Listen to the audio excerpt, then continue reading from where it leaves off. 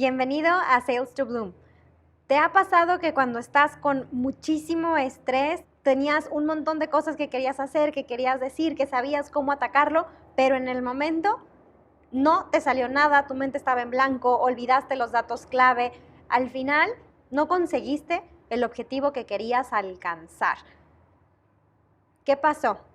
¿Cómo le haces para que en situaciones donde hay mucho estrés, en donde a veces la presión es muy alta, situaciones críticas, a veces una negociación muy complicada, un cliente que se está poniendo difícil, qué haces para que sí puedas lograr eso que te propusiste? ¿Cómo le haces para no tener esa mente a veces en blanco y que no pase de ya en retrospectiva? Siempre es bien fácil de, pude, hubiera, hice, ta.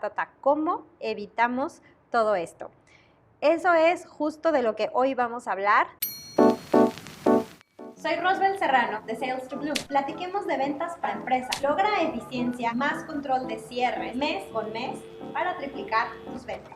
Traigo para ti tácticas que propone Chris Voss, que es un súper negociador de rehenes del FBI, quien después reorientó parte de su carrera al mundo corporativo.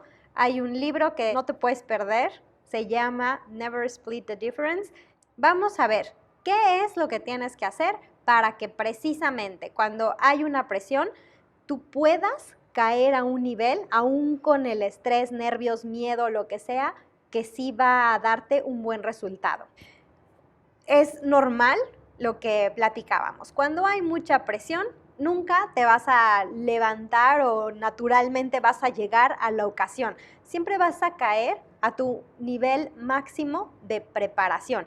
Y esto aplica en todo, así como aplica en las ventas, en negociación, si tocas algún instrumento, si practicas algún deporte, bailas, cantas, tienes que estar listo, preparado, conocer qué es todo lo que puede influir, porque al final los nervios siempre van a jugar un poco en tu contra. Entonces, ¿qué va a ser lo más importante? Preparar. Vamos a ese primer punto. ¿Qué es lo que tienes que preparar? ¿Cómo te vas a preparar? ¿Y por qué esto te va a ayudar a ganar una venta? Cuando ya entras en la fase de negociación con alguna empresa, digamos, sea que estés todavía en el área de negocios o ya estás en el área de compras o de legal, siempre va a haber unas idas y vueltas. Entre más vueltas tienes, más generas fricción con la misma gente y sí llega a desgastar un poco la relación y todo lo que tú ya hayas venido trabajando si esto se prolonga demasiado. Así es que tú tienes que estar preparado para tratar de evitar esas vueltas y evitar esa fricción en medida de lo posible. Si te preparas bien, según estudios y según menciona también Chris Voss, puedes reducir de 7 vueltas a una. Entonces, en lugar de estar en 7 idas y vueltas, tú desde una primer sentada vas a poder avanzar. Si no lo haces, podría tomarte 7 idas y vueltas. Lo primero que tienes que saber para poder estar preparado es cada caso, cada situación, cada cliente es diferente. Cada caso va a ser nuevo y tienes que ser consciente de que hay cosas que conoces y que te pueden servir de guía, pero que también va a haber cosas que no conoces. Entonces no puedes permitir estar cegado, necesitas ser flexible, necesitas estar abierto. Acuérdate que al cada persona ser un mundo, así sea el mismo tipo de roles, el mismo tipo de empresas, la misma industria, sí puede ser muy diferente. Hay que tener este punto bien presente para que no afecte a la hora en la que ya estás negociando o llevando esta situación complicada. Número 2, tienes que demostrar pasión.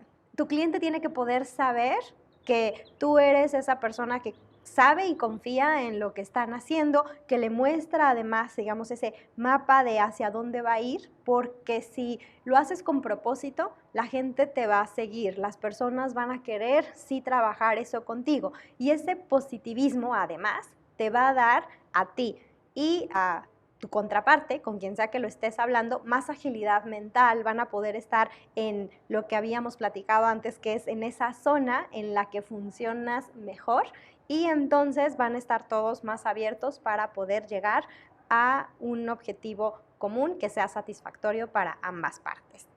¿Cuáles son los pasos para realmente prepararte? Son 5.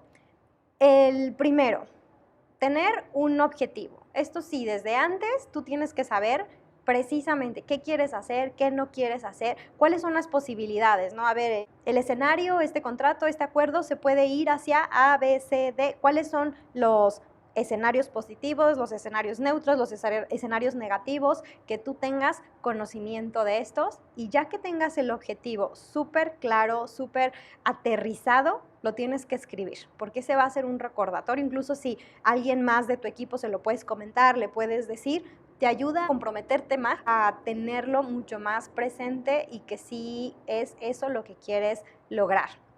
Y otra cosa que tienes que tener muy en cuenta en ese objetivo es cuál es el precio. Y hay una serie grande de estrategias de cómo se va a manejar el precio, pero sí tienes que poder tener ya claro qué es lo que quieres, cuál es ese número al que vas a llegar, con cuál es con el que vas a empezar, qué es todo lo que va a definir ese precio y además cómo lo vas a presentar. Si vas a crear ciertas anclas, si además, si es algo que todavía no tienes, hasta dónde todavía es flexible o no. Bien, objetivo. Número 2, tener un resumen para siempre. Cuando vas a empezar una conversación, tener un contexto, pero también para que tú puedas planear los siguientes pasos que vamos a tener. Entonces sí tienes que tener esos hechos de qué es lo que ya se platicó, qué es lo que ya se hizo, hasta dónde se está, qué es lo que ya se conoce, cuáles son esas posibles trabas que ya se tienen. Y cuando tú hagas este pequeño resumen frente al cliente, lo que tú quieres conseguir es que diga, eso es correcto, así es. No quieres que diga, tú estás bien, sí, tienes razón, porque no se trata de ti, recuerda, se trata de llegar a un objetivo sobre un punto neutro, que es ese servicio, ese producto que el cliente necesita. Entonces, haz un resumen y no pueden avanzar hasta que el cliente te diga, es correcto, ahí estamos. En eso es en donde estamos hoy, eso es lo que queremos conseguir. Ahora, los siguientes 2 puntos son que te tienes que preparar o anticipar a ciertas situaciones. El primero es, ¿cómo se siente con respecto a estos facts que ya estableciste? ¿Cuáles son esos posibles sentimientos o esas posibles inquietudes que le pueden surgir? Trata de ponerte en su lugar y arma de 3 a 5 labels o acusaciones, digamos, que tú puedas decir. Acusaciones no en el sentido de que lo vas a atacar, sino más es una forma más amigable. Siempre se recomienda de, oye, parece que estás un poco incómoda, siento que esta parte no te gustó, me suena a que estás diciendo aquello. Trata de que eso lo puedas sacar porque ya te estás alistando en qué es lo que te puede decir, qué es lo que puede tratar de atacar. Entonces tú haces y tienes que practicar desde antes este tipo roleplay para que entonces puedas hacerla de ambas partes y a ver, y si me dice esto, entonces yo le puedo tratar de sacar más información así. Entonces haces estos labeling, esta parte de acusar o declarar qué es lo que se está diciendo o qué es lo que está sintiendo, cómo se está interpretando, simplemente para sentar las bases, entender y entonces poder generar una empatía que va a ser proactiva para llevar a tu resultado. Recordando, objetivo, el resumen de los hechos y cómo te vas a anticipar a posibles bloqueos o posibles sentimientos. El cuarto también es para que te anticipes. Tiene que ver con preguntas. Tienes que ir preparado con 3 a 5 preguntas para seguir detectando más a fondo cuál es el valor y más porque ya en una negociación vas a seguir involucrando a más y más personas. Eso es algo que tal vez vienes ya trabajando y lo hemos dicho desde que estás armando tu account plan y estás viendo todo, cómo lo vas a hacer, pero sí va a ser importante también que en ese momento y conforme se vayan integrando nuevas personas, es cuál es el valor que ya tenemos hasta ese punto y cuáles son posibles killers. Ahora, para preguntar todo esto, obviamente quieres hacer preguntas y lo más común a veces es el de, ¿por qué dices esto? ¿Por qué quieres aquello? Ojo, no por qué. Eso definitivamente no lo vamos a usar. Cambia todas las preguntas que quisieras decir con por qué, a qué o cómo.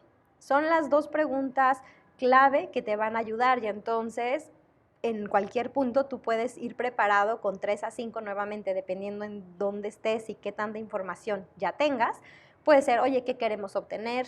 cómo es que eso que dices hace sentido, o cuál es la inquietud principal, cómo esta inquietud afecta a tal parte del proyecto, cuál es el reto principal, cómo es que esto encaja con el objetivo que habíamos establecido o cómo esto le afecta al resto de tu equipo. Y aquí eso es bien importante, el saber quiénes más van a estar influyendo y no nada más es la persona, sino que te vayas anticipando también a qué obstáculos puedes tener, sea por personas o sea por situaciones. Entonces, oye, ¿cómo esto afecta a tu equipo? ¿Cómo lo están percibiendo? ¿Qué otras personas son las que están involucrados? ¿O qué tan on board están los demás con esta idea? ¿Ya lo conocen? ¿Y qué pasaría si no haces nada? ¿Cuál es el costo de no hacer nada? ¿Cómo este acuerdo es que puede enorgullecer ahora sí que lo que está haciendo la empresa, cómo beneficia al objetivo final de la empresa? Son algunas preguntas que te pueden servir de base. La idea es hacer preguntas con qué y cómo, para que sean preguntas abiertas, para que tú puedas generar esa escucha activa, puedas generar empatía con la persona de, oye, estamos aquí sentados, sí, porque te interesa, pero a mí también me interesa y me interesa que sea una alianza, que sí realmente podamos colaborar juntos para que tú seas exitoso. Si se llegara a trabar algo, también es bueno que tengas algunas preguntas orientadas a que te va a dar una respuesta de no. ¿Por qué? Porque cuando te dicen no, así no sea de no quiero nada, pero cuando te dicen no, sí ayudan psicológicamente a sentir que tienen un poco el control y que estás muy abierto. Entonces, a veces sí hacer algunas preguntas para tener un no temporal, ojo, aquí va a ser temporal, es en donde te puede ayudar a destrabar en algún punto de la conversación, de, oye, ya te diste por vencido, oye, no cumplí con lo que dije, a ver, ¿dices que no hice lo que me pediste? O ya te hice una prueba, una demo, ya avanzamos bastante en alguna evaluación, de esa evaluación no estuvo a la altura de lo que platicamos o no cumplió con las métricas que establecimos. ¿Cómo podría yo aceptar esto que me estás pidiendo? Que a veces piden algunas extravagancias y cuando les haces esa pregunta, se las regresas un poco de, oye, ¿cómo podría yo aceptar esto?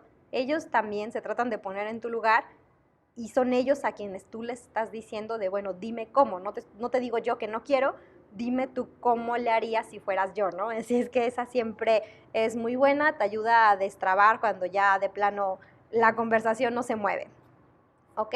Entonces, ese fue el punto número 4. Preguntas. Es bien importante que sí las tengas planeadas con anticipación. Y finalmente, ofertas. ¿Qué otras ofertas tú puedes incluir? No siempre en el precio quiere decir que tú vas a hacer un descuento. Muchas veces puede ser simplemente que le vas a estar incluyendo algunos ítems adicionales, algo extra en el servicio, algunos términos de pago, algún plazo diferente. Siempre hay muchas formas de ponernos creativos para saber qué más se puede ofrecer sin necesariamente ya mover el tema del precio. ¿Ok? El cómo te preparas y cómo llegas a estar a la altura cuando lo necesitas ante situaciones o negociaciones difíciles. ¿Qué crees que puedas empezar a utilizar desde hoy? ¿Hay algo de esto que ya hayas utilizado también? Coméntame, me gusta leer qué es lo que están haciendo y también si hay algo, qué es en lo que te estás atorando, qué es lo que es más difícil. A vender más, mucho éxito y nos vemos en el siguiente episodio. Gracias.